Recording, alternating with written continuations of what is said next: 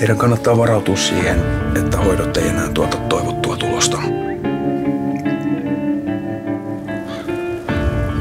Mitä sinä teet täällä? Tutkin rikosta. Minusta sinun ei ole hyvä olla nyt täällä.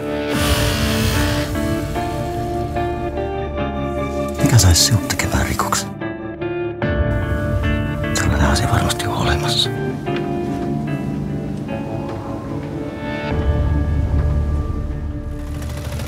Natasha! Onko musta tehty luovutuspyyntö?